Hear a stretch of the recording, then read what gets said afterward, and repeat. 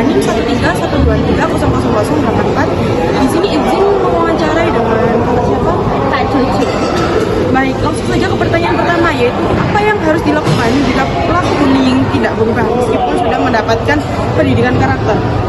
Menurut saya tuh pelaku bullying itu kan biasa ya. Jadi kalau misal event dia sanksi sosial, itu juga nggak akan berubah. Jadi menurut saya itu sesuai dari PDS diajak sekali.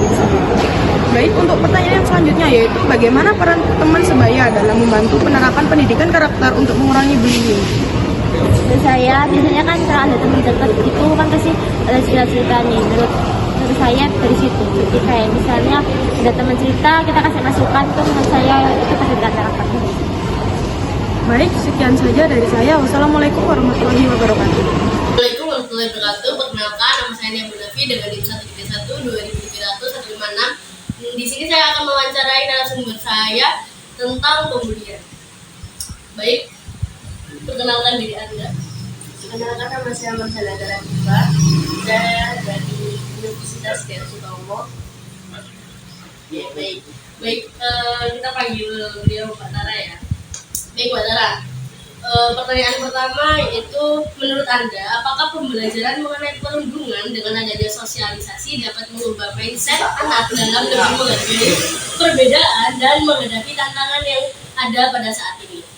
Menurut saya sih ya, karena di lingkungan sekitar ataupun di kampus itu masih banyak bimbingan. Jadi masih perlu sosialisasi terhadap lingkungan atau perbedaan sosial gitu. Oke, lalu untuk yang pertanyaan kedua, jika perlu adanya masa rehabilitasi bagi pelaku, apakah diperlukannya dukungan dari keluarga terhadap pelaku? Ya, sangat amat perlu, karena mungkin orang-orang yang suka bully itu mungkin dia mempunyai trauma masa kecil karena lingkungannya atau karena apa gitu. Jadi perlu banget orang tua itu harus mendidik atau lebih dekat dari lebih dekat kepada anak ini. Oke, baik. Cukup sekian.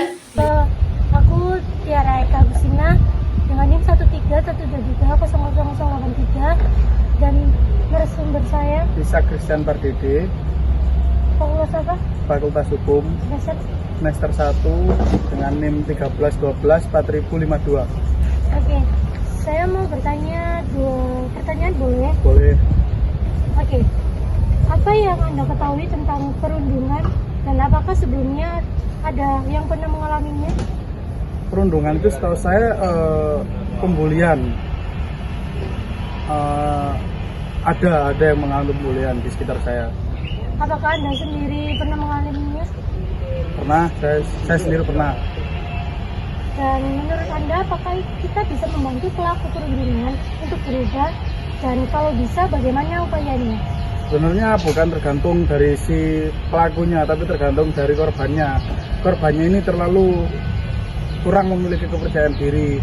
Kan biasanya itu, setahu saya itu bercandaan dikira membuli. Jadi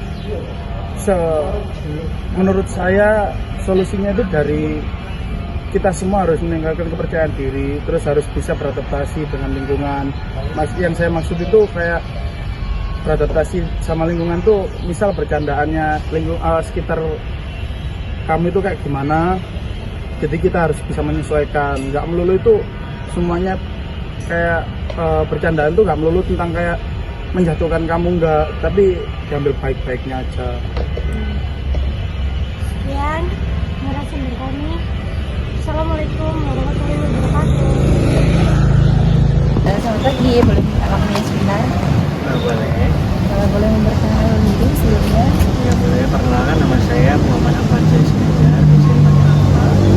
Saya di sini akan memberikan pertanyaan, bisa dijawab ya. Pertanyaan yang pertama, menurut Anda sebagai mahasiswa, berikan tanggapan tentang mengapa pendidikan karakter dianggap penting dalam mencegah perundungan.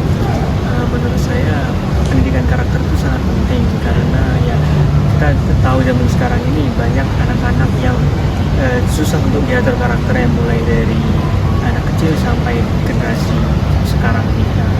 menurut saya sendiri pendidikan karakter itu sangatlah hal yang harus ada diterapkan di dalam suatu pendidikan, semisal melatih sopan santun, perilaku, dan etika.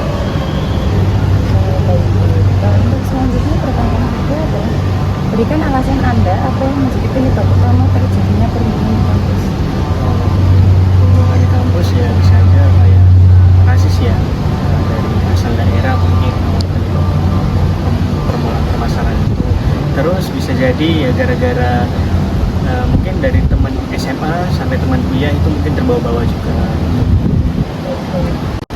Cukup sekian, terima kasih ya atas Ya, sama-sama.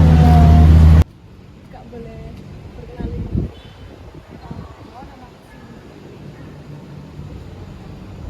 aku mau tanya bagaimana pendidikan karakter berkontribusi dalam meningkatkan empati dan kepedulian mahasiswa terhadap sesama. Menurut aku sendiri, empati itu kan sebenarnya salah satu buah daripada pendidikan karakter itu sendiri. Kalau pendidikan karakter itu punya tujuan, dan tujuannya itu adalah menciptakan empati tadi. Dan kenapa empati itu penting? Apakah pendidikan karakter itu ngaruh atau tidak? Munculnya empati itu menurutku sangat ngaruh sih. Dengan adanya empati itu kita bisa menghargai segala macam perbedaan yang ada, apalagi di lingkungan dunia kampus. Jadi kalau misalkan kita melihat ada orang yang berbeda dengan kita, baik itu dari segi fisik atau mungkin cara dia berpakaian atau mungkin cara dia berbicara, kita tidak akan serta-merta menghakimi itu. Mungkin kalau menghakimi di dalam hati atau pikiran kita, kadang hal itu sulit dikontrol, tapi paling tidak kita bisa mengontrol mulut kita, kan nggak semua hal yang kita pikirkan itu bisa kita utarakan gitu sih, jadi ngaruh. Yang kedua, aku mau tanya, apa saja tantangan yang dihadapi kampus dalam mengintegritaskan pendidikan karakter di dalam lingkungan kampus untuk mencegah perundungan? Kalau menurutku, berbicara soal mengintegrasikan pendidikan karakter, tantangan yang pertama itu adalah generasi. Jadi sejauh ini kan peraturan-peraturan atau cara-cara atau formula-formula yang diciptakan oleh pemimpin-pemimpin kita di kampus ini untuk menciptakan pendidik karakter itu sendiri kan sebenarnya orang-orang dari generasi yang udah nggak relate sama kita. Jadi apa yang menurut mereka baik, apa cara yang menurut mereka, oh cara ini baik nih untuk menciptakan empati, simpati, sopan santun, itu sebenarnya nggak selalu relate lagi sama kita. Jangankan mereka ke kita aja sama generasi di bawah kita itu belum tentu relate. Jadi menurutku pendidikan, cara untuk mencapai pendidikan karakter di kampus itu harus selalu diperbaharui, melibatkan generasi yang lebih relate supaya cara-cara yang diciptakan itu jauh lebih efektif. Dan mengenai perundungan sendiri, sebenarnya perundungan ini itu ada banyak faktornya dan gak hanya serta-merta faktor yang ada di lingkungan. Bisa jadi masalah terhadap jiwa atau diri si perundung ini tuh sebenarnya udah dimulai dari rumahnya. Mungkin di rumah dia nggak mendapatkan apa yang dia mau, entah itu kasih sayang dan lain-lain, akhirnya dia luapkan itu semua di lingkungan kampus.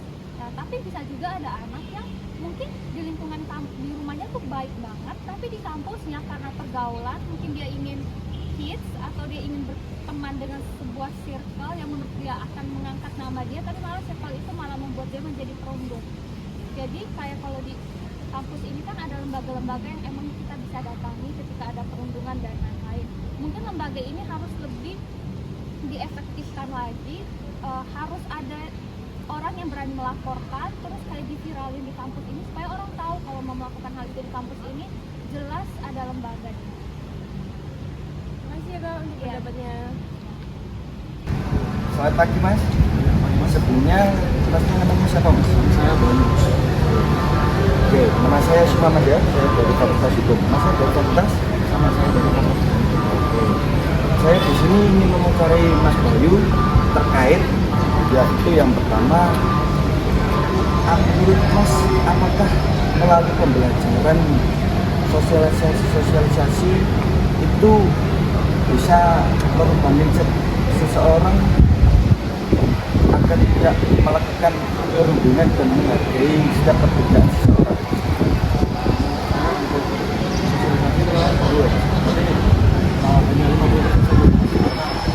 Saya lingkungan juga berpengaruh juga. Jadi selain daripada sosialisasi, diperlukan juga adanya dukungan dari lingkungan juga, entah itu dalam pertemanan atau keluarga. Terima kasih Mas, selanjutnya yaitu pertanyaan yang kedua Mas, apakah Masnya pernah mengalami perundungan Mas selama hidup ini?